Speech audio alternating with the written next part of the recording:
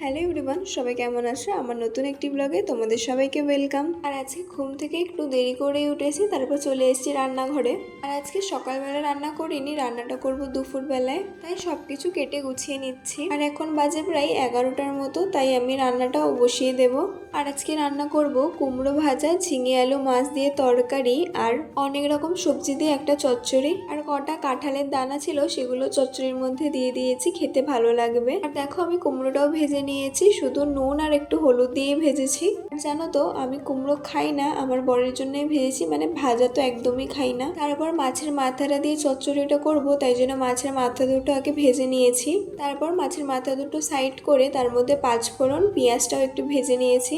তারপর মাছের মাথাটার সঙ্গে একটু পেঁয়াজটা ভেজে নেওয়ার পরে দিয়ে দিয়েছি কেটে রাখা সবজিগুলো। তারপর গুঁড়ো মশলা দিয়ে দিয়েছি, মানে ওই সাধারণই সব তরকারিতে যেগুলো দেওয়া হয়, ওই যে নুন, হলুদ গুঁড়ো, ঝাল গুঁড়ো, জিরে গুঁড়ো, এইসবই।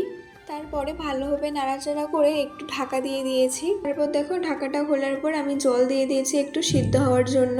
আর জলটা দেওয়ার পরেই আমার মনে পড়লো আমি তো টমেটোই দিতে ভুলে গেছি। তারপর টমেটোটা দিয়ে চাপাও দিয়ে দিয়েছি। তারপর দেখো ঢাকাটা খোলার পরে পুরোপুরি সিদ্ধও হয়ে গেছে, আর জলটাও ভালোভাবে শুকিয়ে গেছে। আমি একটু ঘাটা ঘাটা করে দিয়েছি, চচ্চড়ি একটু এরকমই ভালো লাগে। তারপর আমি ঝিঙে দিয়ে মাছের ঝোলটাও করে নিয়েছি। রান্না শেষ হওয়ার পরে কিছুটা বাসন ছিল, সেগুলো মেজে রান্নাঘরটাও গুছিয়ে নিয়েছি। আর আজকে আমি সব কাজ শেষ করার পরেই স্নানটা করেছি, তাই একটু পুজোটাও দিতে লেট হয়ে গেছে, তাই আমি এখনই পুজোটা দিচ্ছি। এবার সবই কাজ হয়ে গেছে, তারপর পুজোটা দিয়ে এবার খেতে বসে পড়েছি।